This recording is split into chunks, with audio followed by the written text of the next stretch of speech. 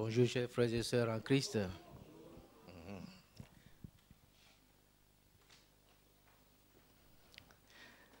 Bénissons l'Éternel pour sa bonté et pour sa grâce. Il a été bon vers chacun de nous jusqu'ici. Et tout ce que nous sommes, comme le dit le chant, tout ce que nous sommes, tout ce que nous avons et tout ce que nous espérons être un jour, nous le devons à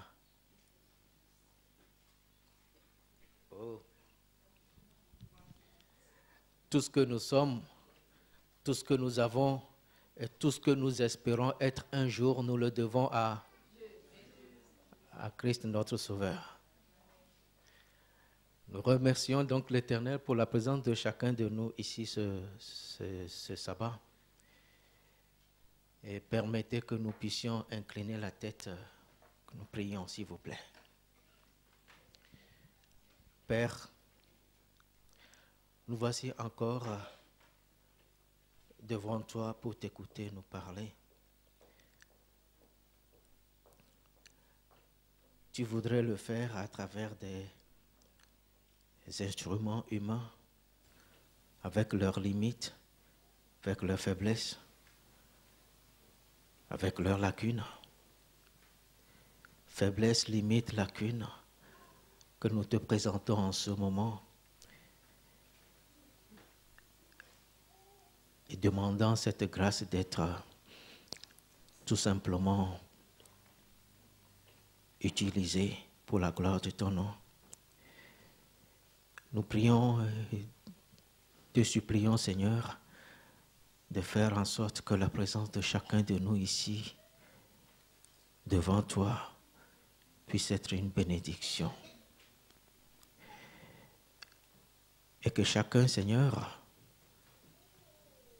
puisse encore avoir une nouvelle vision de ta personne et puisse tout simplement s'abandonner entre tes mains pour que tu fasses de lui, de nous, ce que tu voudras. En Christ Jésus. Amen. Le texte que nous avons lu tout à l'heure dans Genèse chapitre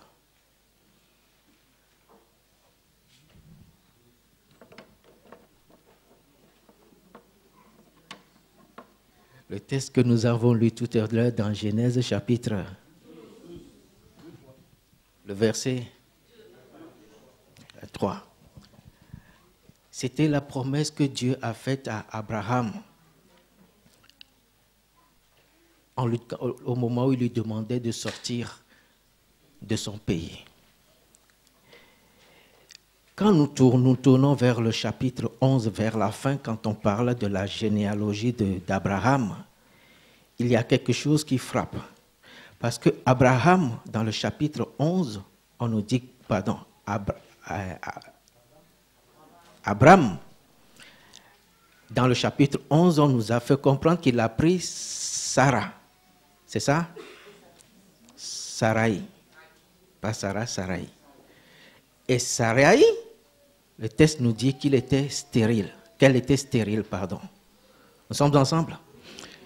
Et Dieu, au moment où il fait appel à Abraham, lui dit qu'il allait faire de lui une grande nation et allait lui donner une postérité. Pourquoi Abraham, justement? Parce que dans la famille, Abraham n'était pas le seul. Mais Abraham était la seule personne avec une lacune. Nous sommes ensemble. Abraham avait un neveu, mais le neveu d'Abraham n'avait pas de cousin ni de cousine. Et dans le lot, dans la famille, Dieu s'est tourné vers Abraham pour lui demander de sortir de son pays, de quitter son peuple et d'aller vers un terrain, un lieu qu'il lui dira. Et là, il fera de lui une nation. Il va lui susciter une postérité. Abraham a écouté. Abraham est sorti de chez lui. Abraham s'est aventuré. Et l'histoire que nous avons d'Abraham, c'est le grand père de la foi. C'est ça, non? c'est le géant. C'est le Père à nous tous ici, n'est-ce pas? Nous connaissons Abraham. Abraham jusqu'à Abraham, le conquérant. Nous avons l'histoire d'Abraham, ou d'Abraham, l'homme intègre. L'homme qui a fait confiance jusqu'au bout. Mais ce matin, je voudrais que nous puissions braquer le projecteur sur un côté un peu plus intime de Abraham ou Abraham. Dans sa maison. Ce qui se passe réellement dans la maison d'Abraham. Quand Abraham est sorti,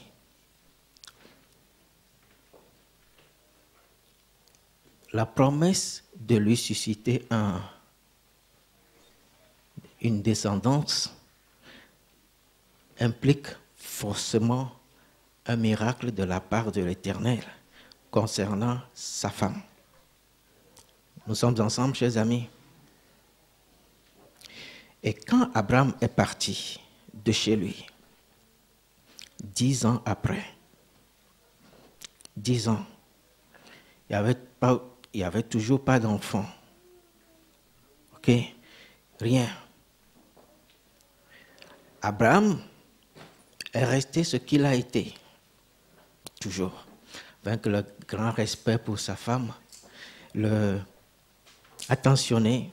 Abraham avait des servantes, hein, des esclaves. Hein. Et à 75 ans, Abraham n'avait pas d'enfant. Donc si l'idée de se tourner vers quelqu'un d'autre pour faire un enfant lui était venue, il y a longtemps qu'Abraham l'aurait fait. Nous sommes ensemble, chers amis. Il n'a pas fait. Mais Abraham avait à côté de lui, Sarai, qui se voyait partie intégrante de cette promesse, mais qui à un certain moment se réalise que bientôt il sera trop tard. Même pas bientôt, carrément trop tard. Non seulement je suis stérile, mais j'ai l'impression que la ménopause est passée par là. Donc maintenant, c'est dire que c'est mort. Mais la promesse que Dieu avait faite, c'était de susciter une descendance pour Abraham. Abraham, n'est-ce pas? Donc, Sarah s'est dit, peut-être que ce ne serait pas par moi, ça pouvait bien passer par quelqu'un d'autre. Nous sommes ensemble. Sarai a proposé donc à Abraham de prendre sa servante, Agar, que certainement, probablement, Sarai a eu de Pharaon quand elle était en Égypte. Vous vous souvenez de cette histoire? Bon. Abraham, à ce moment précis, n'a rien fait, n'a rien dit, mais elle a suivi la voie de sa femme. Nous sommes ensemble, chers amis. La postérité qui devait sortir d'Abraham est une promesse divine. Mais quand Sarai, 10 ans après, 10 ans de prière, 10 ans d'espoir, 10 ans d'espérance, 10 ans n'a rien vu se réaliser. Quand elle s'est retrouvée dos au mur, comme on dit, c'est ça? Alors il a dit, c'est le moment pour nous de prendre les choses en main. Oh, c'est le moment de prendre les choses en main. Donc, Abraham prend, et on va avoir un enfant. Cet enfant sera mon enfant. Et voilà.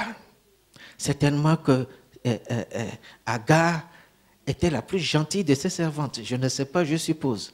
Parce que je ne sais pas si Sarai aurait eu le courage de présenter à son mari, de glisser dans le drap de son mari une servante récalcitrante.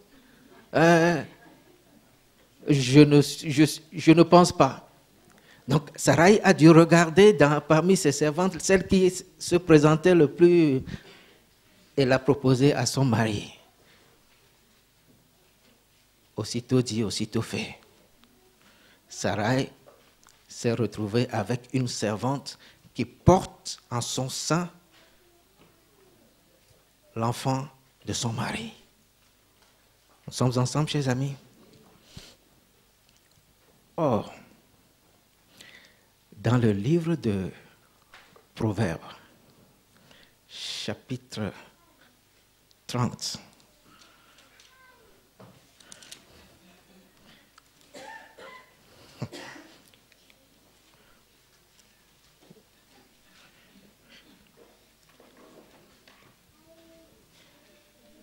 le verset 21 et le verset 23.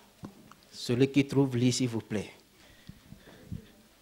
Proverbe chapitre 30, le verset 21 à 23. Trois choses font trembler la terre, et il en est quatre qu'elle ne peut supporter. Un esclave qui vient à régner, un insensé qui est rassasié de pain, une femme dédaignée qui se marie, et une servante qui hérite de sa maîtresse. Nous sommes ensemble là? Sarai va faire la meilleure expérience de ce que Salomon nous dit ici. Aussitôt que Agar s'est retrouvée avec la semence d'Abraham, son regard sur sa maîtresse a changé. Et les choses ont commencé à se détériorer au sein de la cellule familiale.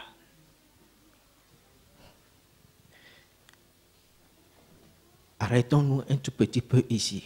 Vous permettez, chers amis, chers frères et sœurs en Christ. Une chose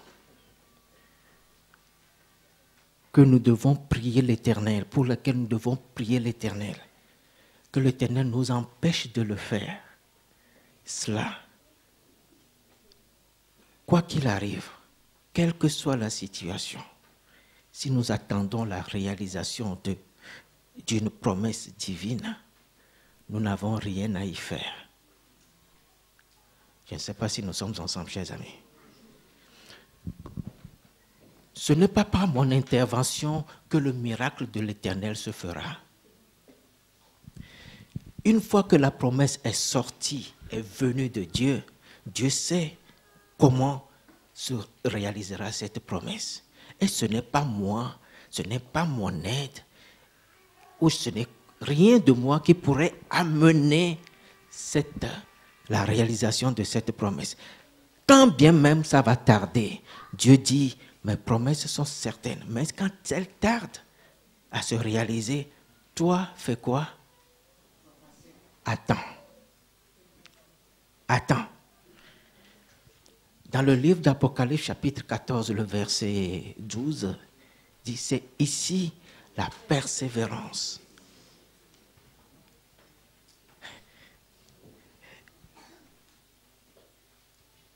Voir le miracle de l'Éternel se réaliser dans sa vie demande à ce que nous soyons patients et que nous attendions que Dieu agisse. Les actes que nous aurons à poser seront seulement ceux que l'Éternel nous demandera de faire. Dieu a demandé à Abraham de sortir. Abraham est sorti. Dieu donne à Abraham ce qu'il doit faire et il obéissait. Mais ce qui relève de sa puissance, Dieu n'a rien demandé à Abraham, encore moins à Sarai. Sarai a fait sa proposition, Abraham a pris et ils ont cet enfant dans le ventre.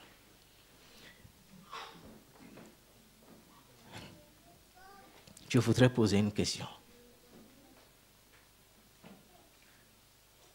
quand est-ce qu'il nous arrive, à nous, dans notre vie, de glisser des Agar dans les lits d'Abraham? Dans l'histoire de l'Église, il y a eu maintes fois où Agar a été glissée dans les lits d'Abraham pour qu'on nous donne des Ishmaël. Nous sommes ensemble, chers amis? 1.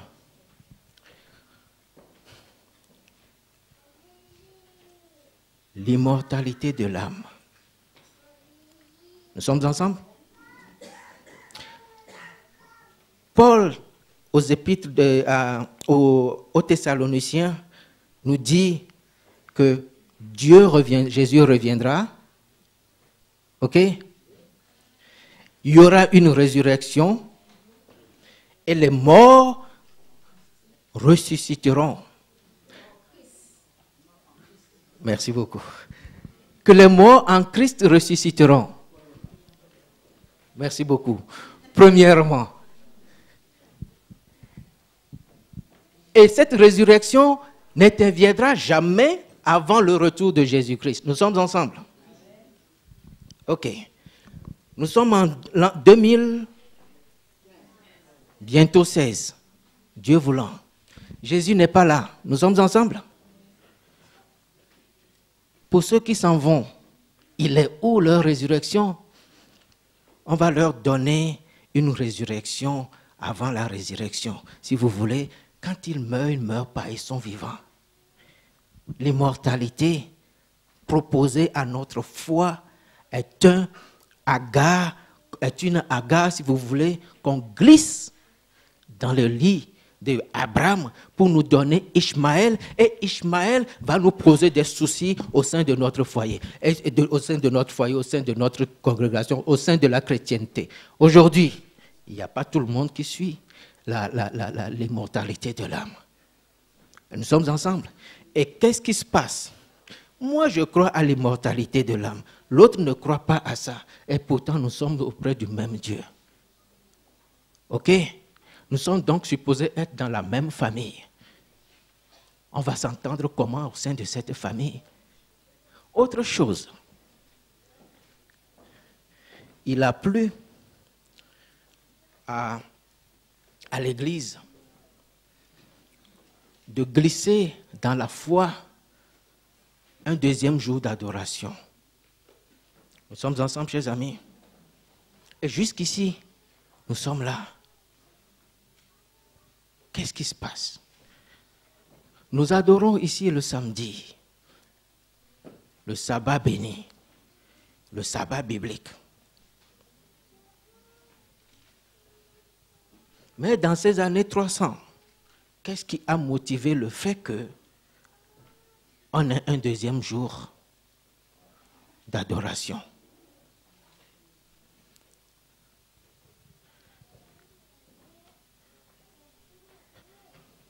La Bible? Surtout pas. Alors, pour agrémenter les choses, pour prendre les choses en main, l'Église a pris ce qui n'est pas à elle. Elle est intervenue dans un domaine qui strictement était réservé à Dieu.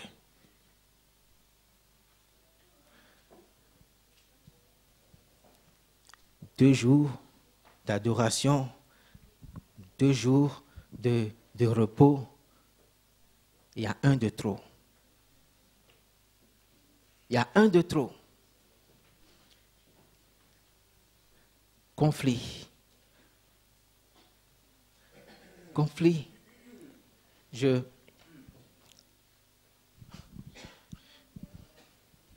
Dieu dit, Abraham,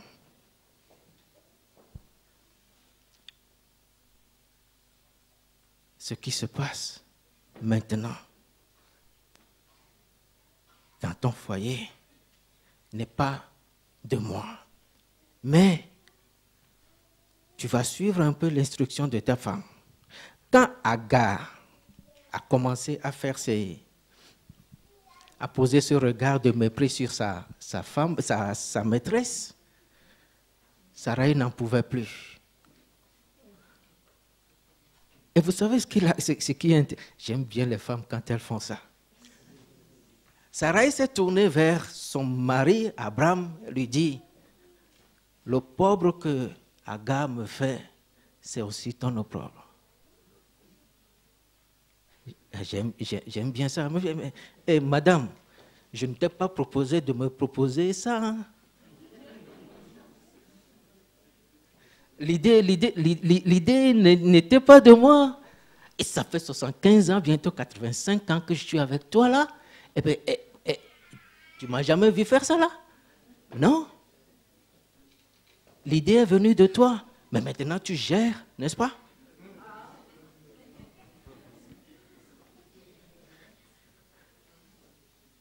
Mais c'est méchant de le dire comme ça. Non. Abraham n'a pas réagi de cette manière. Mais il a fait quelque chose de particulier. Abraham a redonné à Sarai toute son autorité de maîtresse. Agar, c'est ta servante. Tu fais un peu de... Bon, quelque part, il a quand même fait. Ce n'est pas mon affaire. Tu gères. Et Sarai a géré. Et de quelle manière? Non, elle ne l'a pas chassé. Elle a mis le feu. Elle a mis le feu. Elle a mis le feu, elle a mis le feu, elle a chauffé. Finalement, Agar a préféré fuir. Nous sommes ensemble. Elle ne l'a pas chassé, hein? Elle ne l'a pas chassé. Mais Agar a préféré la fuite à cette vie-là. Il ne faut pas les chercher, les femmes.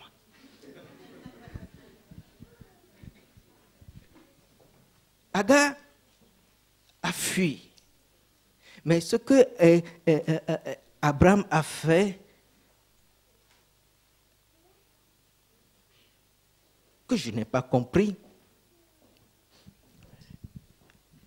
qu'est-ce qu'il faisait quand Agar avait ce comportement envers sa femme? Nous sommes ensemble, chers amis? Je peux?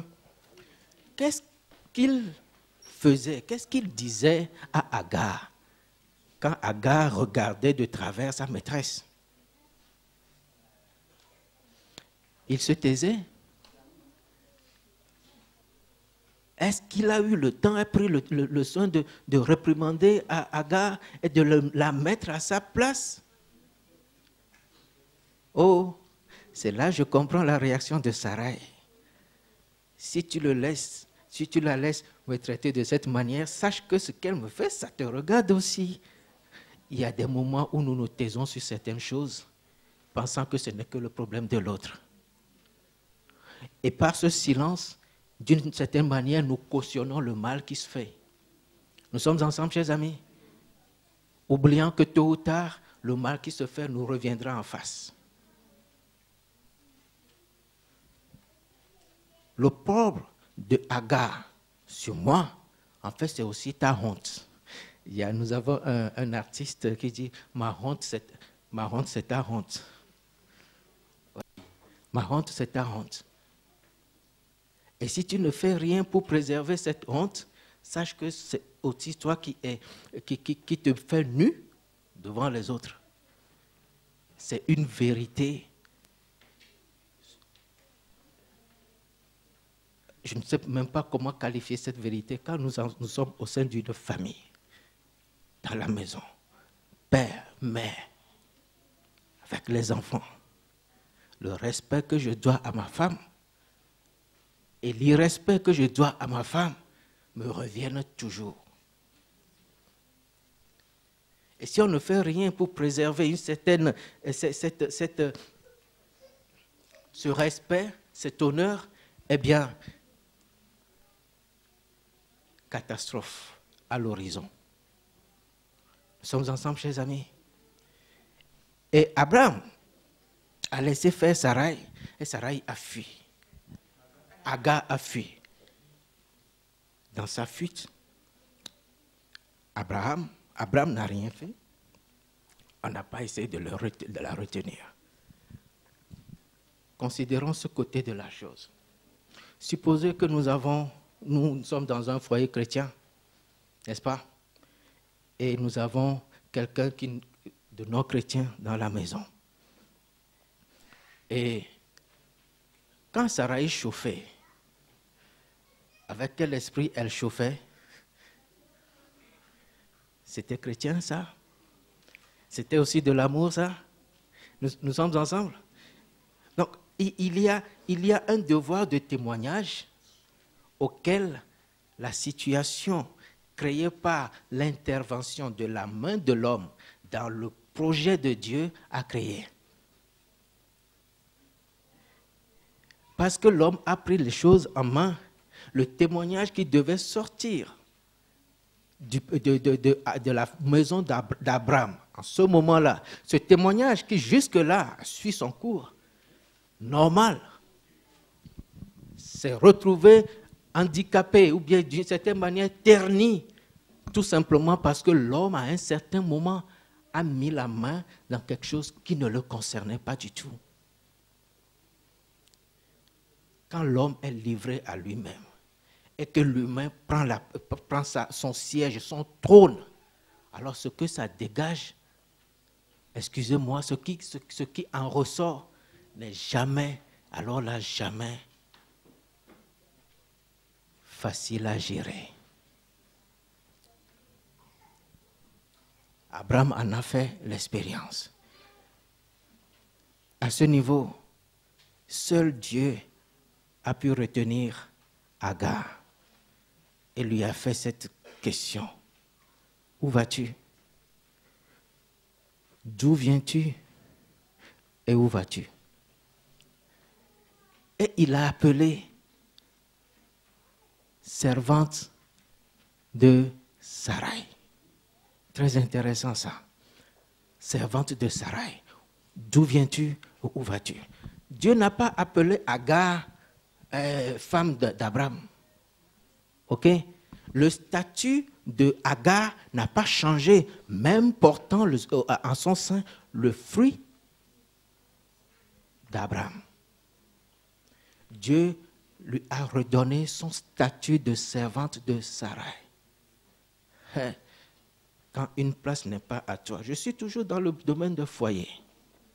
Quand une place n'est pas à toi, tu as beau l'avoir par n'importe quel moyen, ce poste, ce statut, Dieu ne le reconnaît pas. Nous sommes ensemble. Je voudrais faire un clin d'œil à nos amis qui pensent que la polygamie, c'est biblique et qu'on pourrait s'aventurer là-dedans. Je voudrais faire un clin d'œil à nos amis qui pensent qu'avoir 2 ou 3 bureaux quelque part, nous sommes ensemble, chers amis.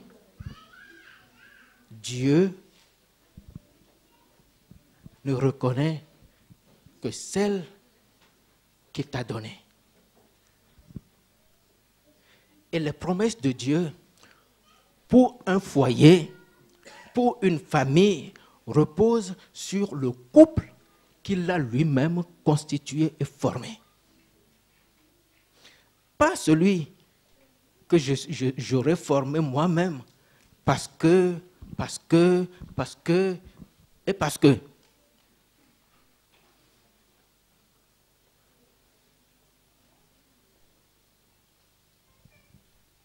Dieu n'acceptera pas. Et je voudrais le dire haut et fort ici, que la polygamie n'est rien d'autre que de l'adultère, pur et simple.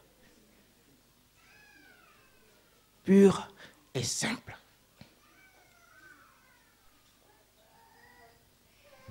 Dieu a demandé à Agar, où vas-tu? D'où viens-tu et où vas-tu? Juste ici, vous voulez, histoire de lui dire, pose-toi, qu'est-ce que tu fais? Où comptes-tu aller avec ça? D'où viens-tu? Je fuis ma servante, ma maîtresse. Oui, mais voici ce que tu vas faire, Agar. Tu vas retourner chez... Pardon? Tu vas retourner chez chez ta maîtresse et tu vas t'humilier. Ce qu'elle a fait. Et la paix est revenue. Nous sommes ensemble. Quand Agar a changé de regard sur sa maîtresse, la paix est revenue. Et Ishmaël a pu naître devant son père et a grandi jusqu'à 13 ans parce que Agar a su reconnaître son erreur. Ok. 13 ans. Ishmaël avait 13 ans. Un jour, encore une femme, encore Sarai, qui regarde l'enfant sourire. Un geste de moquerie par rapport à Isaac, qui est, lui, finalement est arrivé. Nous sommes ensemble. Et quand cette femme, je veux parler de Sarai, a vu le sourire, je ne sais pas ce que le sourire lui a dit. Mais partant de ce sourire, Sarai a demandé à Abraham de faire partir, de chasser l'enfant et sa femme et sa mère. Abraham ne pouvait pas. Non, non, non, ça là, franchement, ça, tu ne peux pas me demander une telle chose. Dieu dit, tu vas le faire. Tu vas le faire. Agar, là-dedans, voilà où nous en sommes. Un père qui chasse son enfant, qui doit chasser son enfant, et qui le fait. Et il l'a fait. Vous savez quoi? Dans l'épître aux Galates, Paul dit, l'enfant de la promesse ne va pas hériter de l'enfant de la chair. Nous sommes ensemble, chers amis. L'enfant de la promesse, l'enfant de la chair, pardon, ne va pas hériter avec l'enfant de la promesse. Voilà. Quand la promesse de Dieu se réalise et qu'on le met ensemble avec ce que l'homme a créé, il y a toujours conflit. Tout ce que nous disons jusqu'ici concernant l'Église, tout ce qu'on nous propose, devant nous amener à la foi ou devant nous amener à la réalisation de la promesse de Dieu dans notre vie. Nous attendons tous cette nouvelle Jérusalem, n'est-ce pas? Eh bien, Dieu dira que tout ce qui est humain dans ce progrès ou bien dans cette marche, nous devons nous en débarrasser. Je ne sais pas si nous sommes ensemble, chers amis. Nous devons nous en débarrasser, même si ça doit nous faire mal.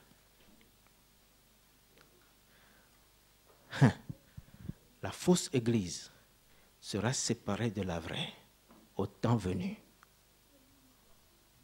Peu importe ceux qui sont là-dedans.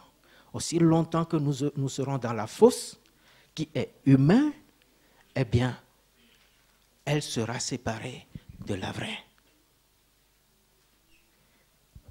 L'Église qui n'a pas suivi les voies de Dieu et qui a suivi les voies de l'homme n'héritera pas du royaume céleste.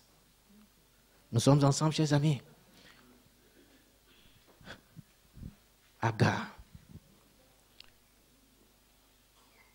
Nous cherchons la paix. Nous voulons la paix dans nos maisons, dans nos familles.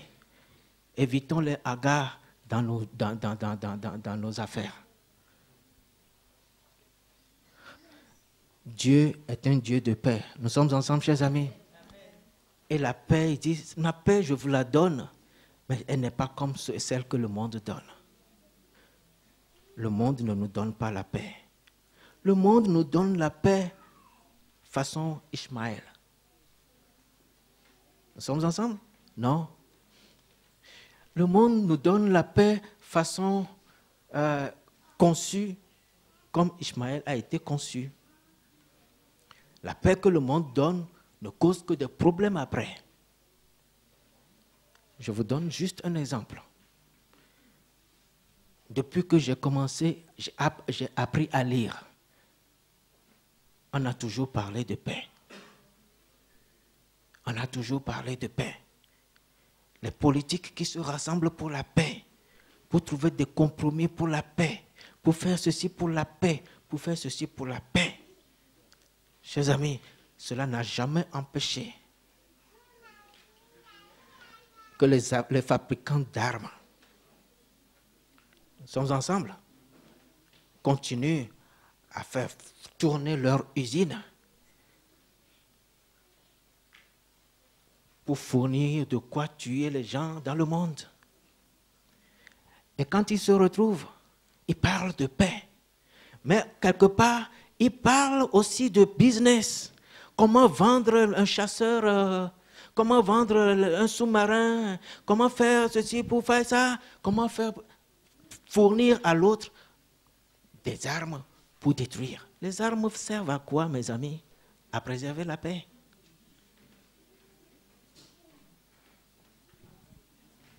Regardez ce qui se passe autour de nous.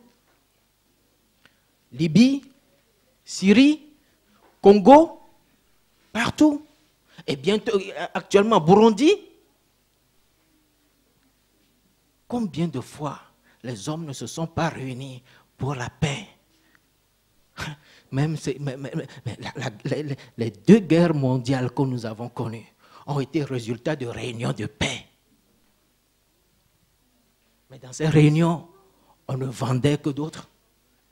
La paix se faisait au détriment des autres. Dieu n'offre pas cette paix. Quand l'homme intervient pour donner ce que Dieu doit donner, Dieu seul peut donner, il le donne avec ces conséquences-là. Nous appelons ça des... comment on appelle ça? Les médecins, les side effects, les effets secondaires. L'homme donne une paix avec des effets secondaires. Mais quand Dieu donne, c'est la paix, c'est réel.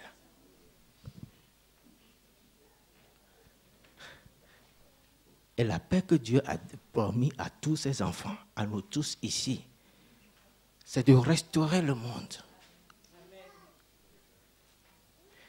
Et cette promesse, elle est certaine. Comme Dieu a fait à Abraham, je te ferai une descendance. Dieu dit, je reviendrai, je vous prendrai, je vous mettrai dans mon pays de paix. Yérou. Oh, Jérusalem.